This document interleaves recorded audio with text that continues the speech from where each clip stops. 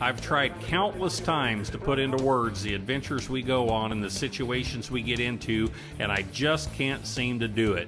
So we're going to show you. We're an international auction company specializing in all things vintage power, antique tractors, vintage cars and trucks, motorcycles, signs, and memorabilia. We're not just auctioneers, we're collectors with a passion for every item we sell. But it's not just about the items, it's also about the people. We get to experience, share, and tell the history of our past. Every day is different in the auction industry. You just never know what's coming next. This time, we take a look at some massive pieces of American history and get a family collection in Kansas ready for auction. If you're wanting to see sleek, fast sports cars, you're watching the wrong show.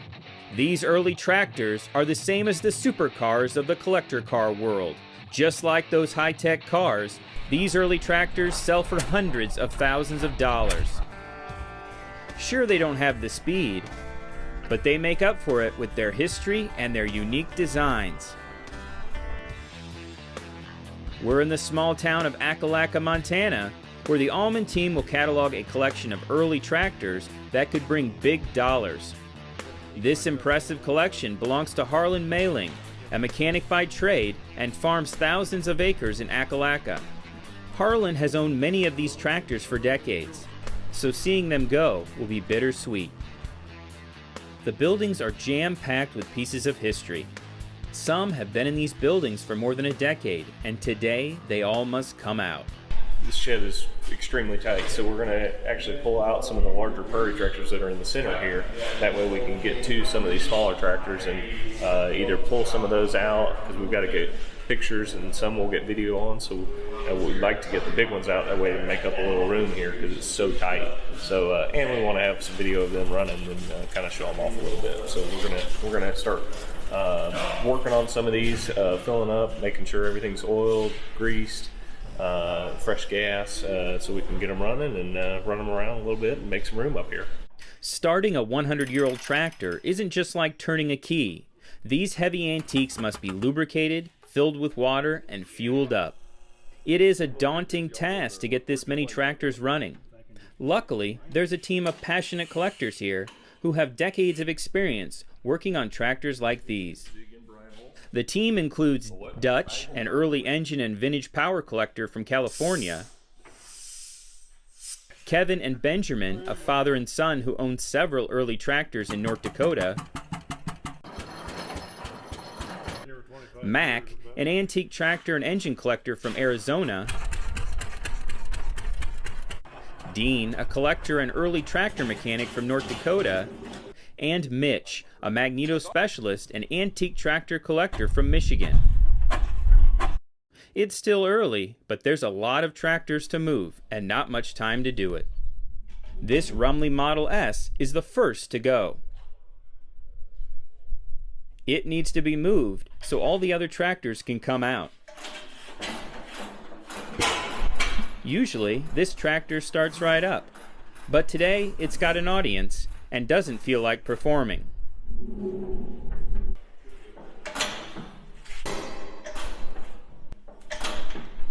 I'll go get that 620. The Rumley wasn't cooperating, so they're giving the old two-cylinder a turn. You want to make some kind of smart-ass comment about having to belt it up to a deer? Gotta have a good pony motor somewhere. Brian Holst is new to the Aumann team. Brian worked for 19 years with the John Deere Company as their historical equipment manager. His job included preserving and acquiring historically significant items for the company. Brian has decades of experience with the John Deere brand and shares that passion in the items he collects.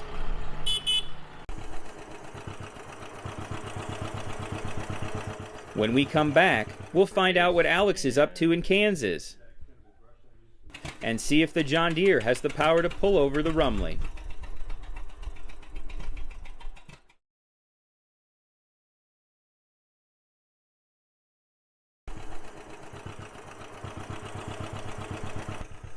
The Rumley didn't want to start by hand, so they're belting it up to the John Deere 620. The 620 is rated at 49 horsepower on the belt, while the Rumley is rated at 60. Despite the size difference, this deer should have no trouble turning it over.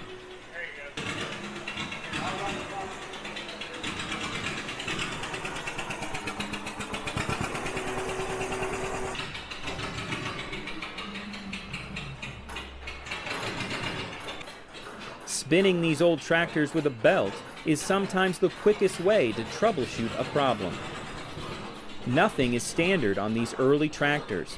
This Model S is part of Rumley's line of lightweight tractors released in 1924.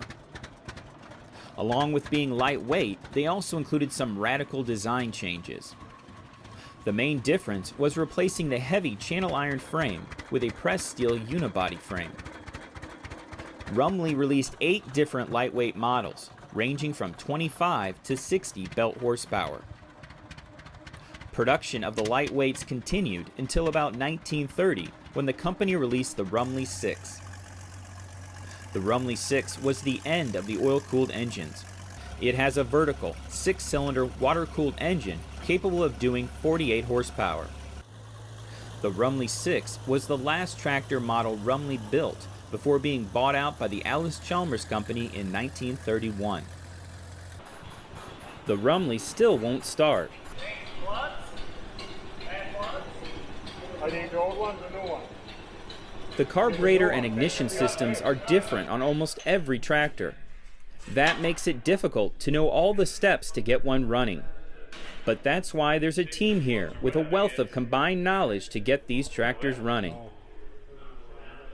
Well, here, hook up the plugs and ground them against the block and we'll turn it over. Yep.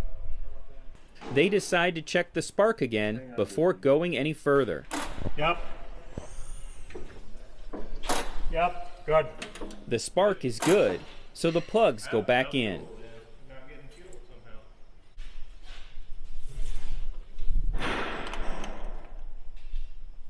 I don't know if you want to spin it that way or if you want to give it a few turns. Dean gives it a squirt of gas, checks the choke, and it's ready to go. All right. Ready? Yep. Yeah, when that's about 10 o'clock is when it's going to ignite. Right there.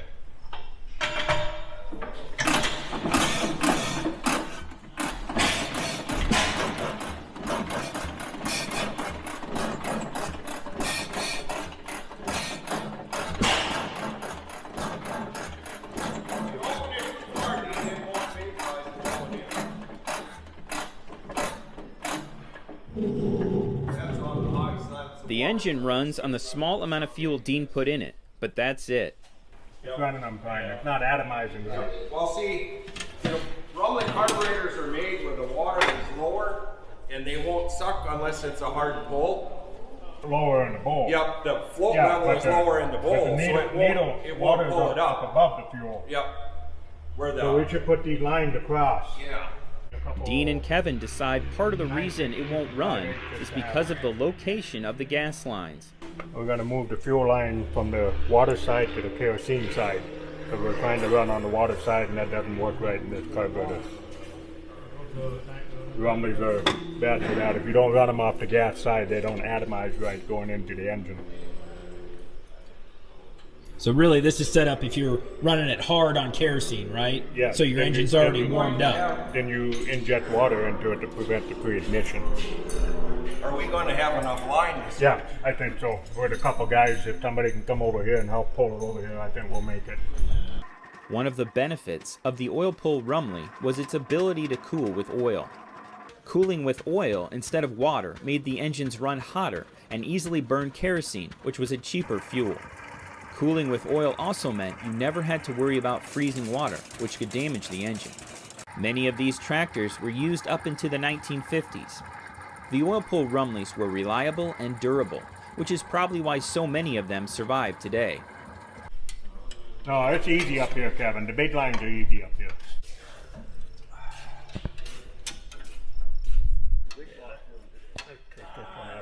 Dean and Brian switch out the fuel lines, and with a few other adjustments, they're ready to try again.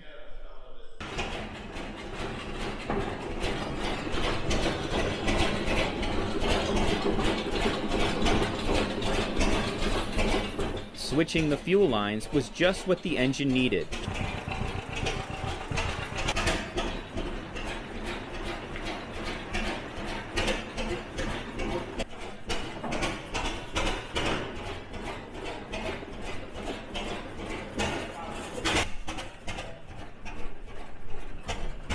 This tractor is rated at 60 horsepower and has an oil-cooled 2-cylinder kerosene engine.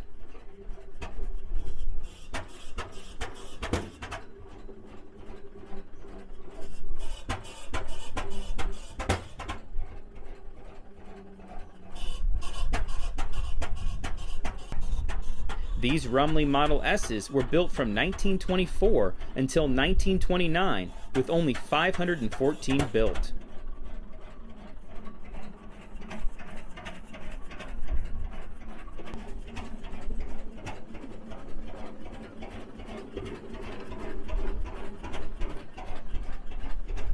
This tractor sold on the auction for $48,300 US.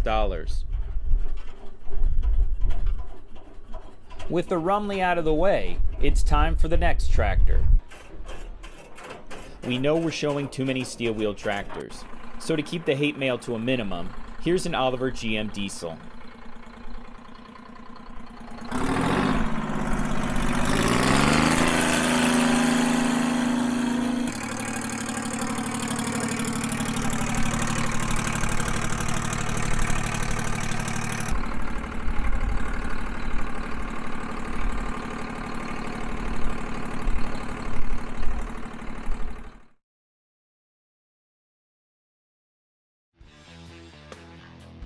Alex is back with a team to catalog the Lit Key collection.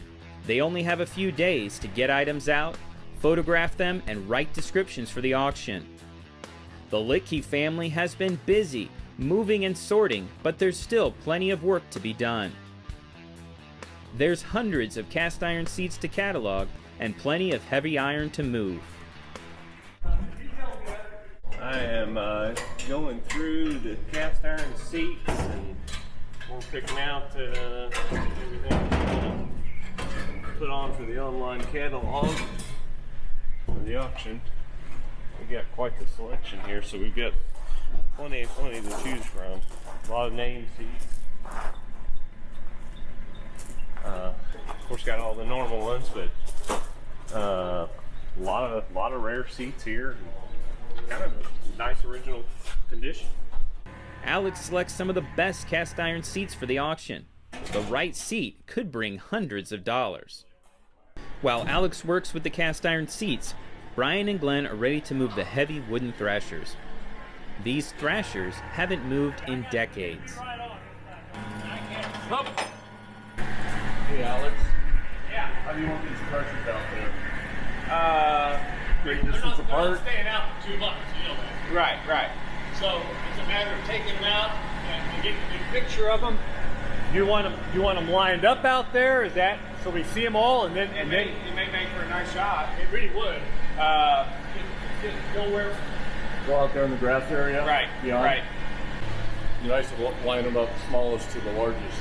So you size. thinking the picture would be from the largest to smallest and smallest to largest? So they make a difference. You go Largest on the far end, smallest.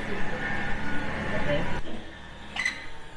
These early thrashing machines are the combines of the era. They were belt operated and pulled from farm to farm with either animal or mechanical power. It's hard to find wooden thrashers in good condition like these. These thrashers have plenty of historical value, but due to their size and wooden structure, they don't have a wide market. 1 down, 3 to go. The easy one was first. Looks can be deceiving on these wooden thrashers, making it hard to tell the condition of their wooden structures. This thrasher has sunk into the ground and will need a bit of help to get it rolling. We're reinforcing just in the event it's stuck too hard that we don't pull the drawbar or the tongue out from underneath it. Brian and Glenn must be careful as they pull these thrashers out. One wrong move and it could mean catastrophe.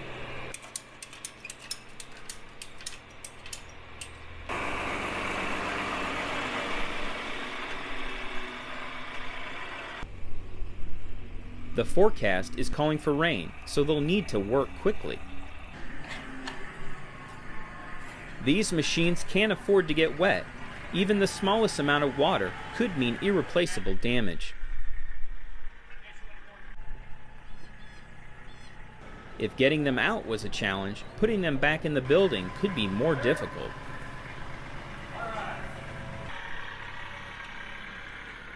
Hopefully these thrashers will find new buyers that will preserve and demonstrate them for future generations. Back in the shed, Alex is still selecting cast iron seats. Every seat will need to be photographed and have a written description. There's hundreds of cast iron seats here, so the team has their work cut out for them. We're already getting emails that we're showing too many steel wheel tractors. So here's a John Deere Model R.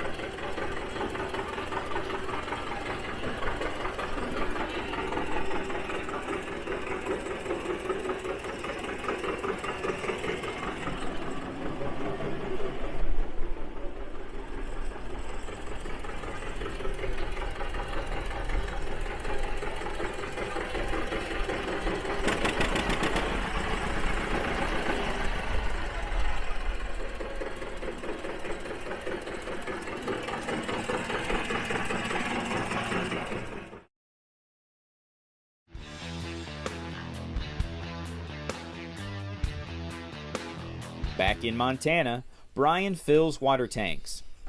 The Minneapolis is up and running. Brian fills water tanks. The Altman Taylor is out the door. And Brian fills water tanks.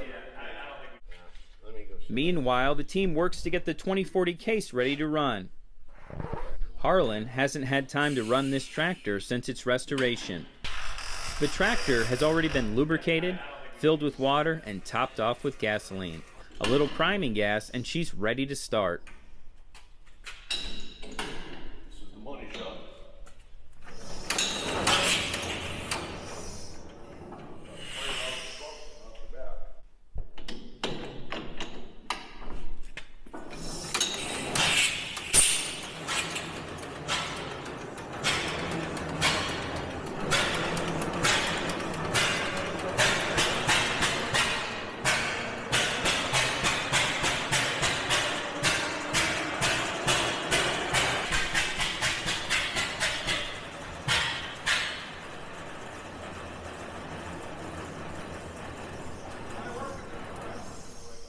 Dutch thinks the engine isn't getting enough fuel, so he decides to take the carburetor off and have a look.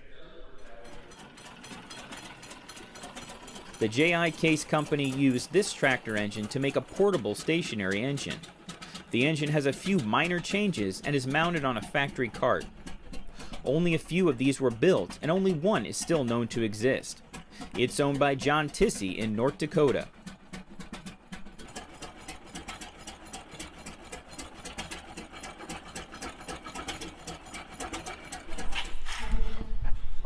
Dutch and Kevin think the carburetor looks good, but just needs a few adjustments.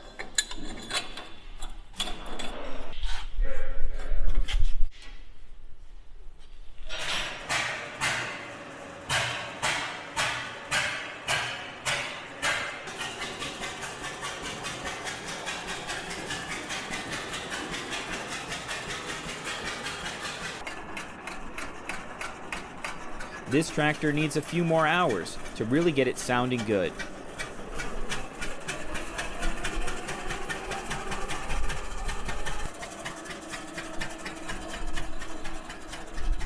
Hopefully the new owner will have time to tinker with the engine. With the 2040 out the door, some of the crew continue to get tractors out, while others work to get them running. Brian and Alex are in the pole barn, moving and cleaning tractors, cataloging, and taking photographs for the auction.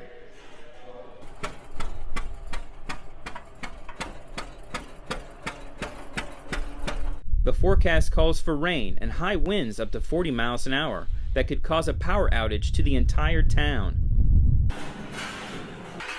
There's still a mountain of work to be done and just a few days to do it in. In Kansas, things are progressing nicely. Shannon and Callie continue to catalog, Rick and Brian move tractors, and Alex talks on his phone. The team is on pace to get everything done before they leave in 2 days. Today's goal is to finish cataloging the cast iron seats and get a big chunk of the memorabilia cataloged. The team is hoping for nice weather, but there's a chance of rain in the forecast, so Brian and Alex are trying to catalog some of the tractors before they quit for the night.